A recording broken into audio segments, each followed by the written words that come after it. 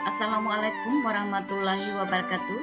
Jumpa lagi dengan saya Aryati, calon guru penggerak angkatan 8 di modul 2.3 mulai dari diri.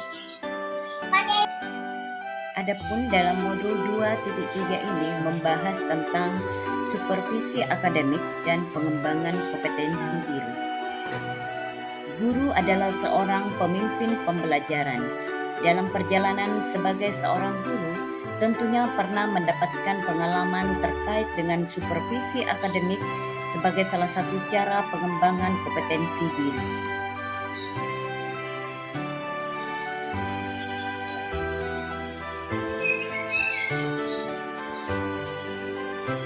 Dalam modul 2.3 ini ada beberapa pertanyaan reflektif.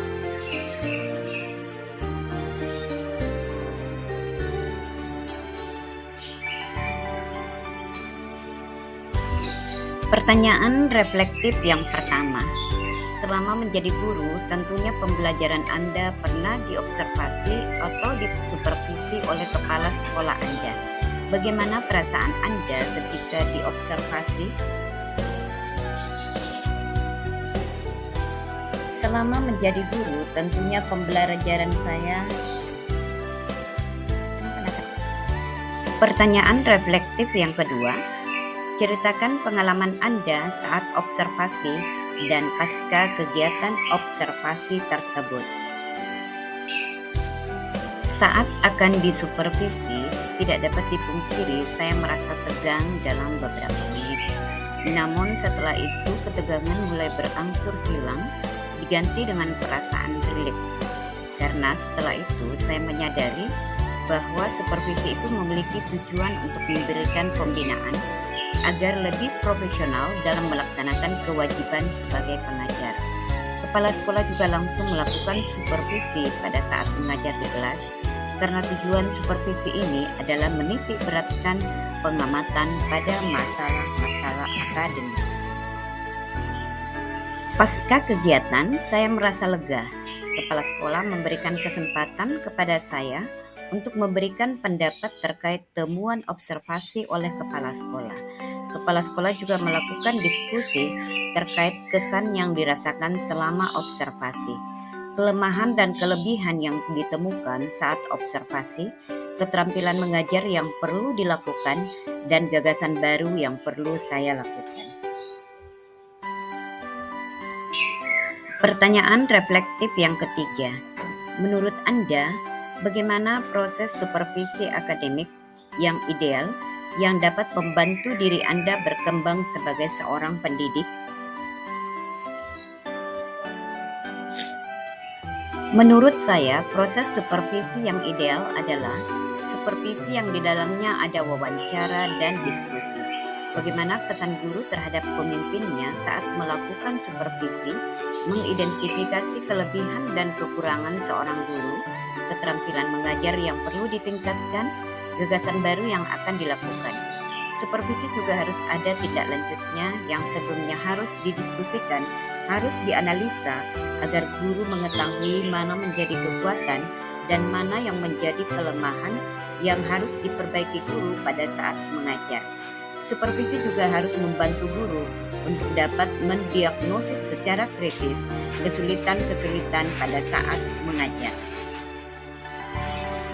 Pertanyaan reflektif yang keempat, menurut Anda, jika Anda saat ini menjadi seorang kepala sekolah yang perlu melakukan supervisi, di mana posisi Anda sehubungan dengan gambaran ideal di atas dari skala 1 sampai dengan 10?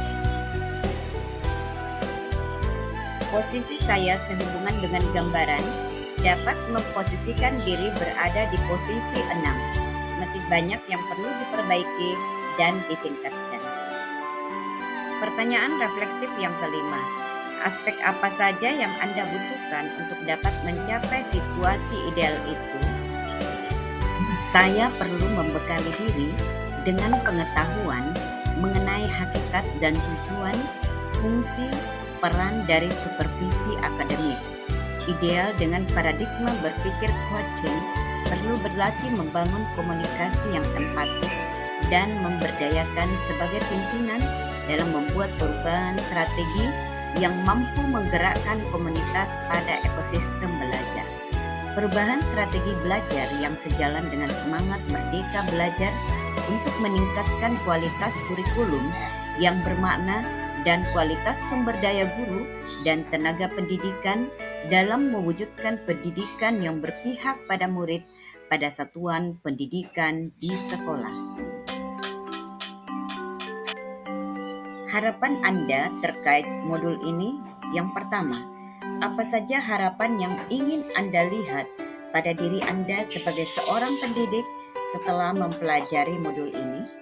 Yang kedua, apa saja kegiatan materi manfaat yang Anda harapkan ada dalam modul ini? Harapan yang pertama, yang ingin Anda lihat pada diri Anda sebagai seorang pendidik setelah mempelajari modul ini, dapat mempraktikkan beberapa latihan percakapan berbasis coaching yang dapat menguatkan saya menjadi seorang pendidik, pemimpin pembelajaran yang mandiri dan berkualitas, membantu memfasilitasi guru lain dalam mengevaluasi pembelajaran berdasarkan modul yang saya pelajari kali ini. Dan saya berharap dapat menerapkan coaching untuk pengembangan diri, guru, dan rekan sejawat dalam ekosistem belajar dan sekolah. Harapan yang kedua, apa saja kegiatan, materi, manfaat yang Anda harapkan ada dalam modul ini? Kegiatan yang saya harapkan ada dalam modul ini, yang pertama, kegiatan belajar yang mampu merubah paradigma dalam berkomunikasi, yakni paradigma berpikir coaching dalam berkomunikasi dalam rangka mengembangkan kompetensi rekan sejawat. Yang kedua, kegiatan yang bersifat praktik dalam menerapkan komunikasi yang memberdayakan dan mengembangkan kompetensi rekan sejawat dengan menggunakan paradigma berpikir dan prinsip coaching. Materi yang saya harapkan ada dalam modul ini adalah konsep coaching secara umum dan coaching dalam konteks pendidikan, paradigma berpikir dan konsep coaching, kompetensi inti coaching dan Tirta sebagai alur percakapan coaching, dan supervisi akademik dengan paradigma berpikir coaching.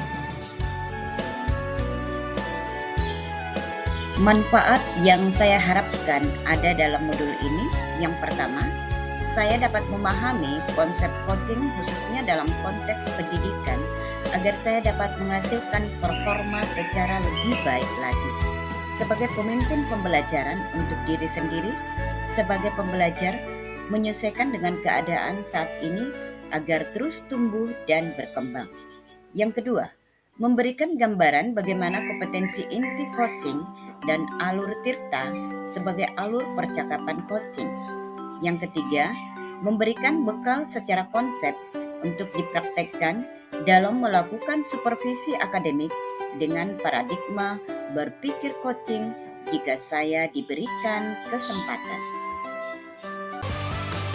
Demikian pemaparan saya ini, kiranya dapat bermanfaat untuk kita semua. Salam guru penggerak.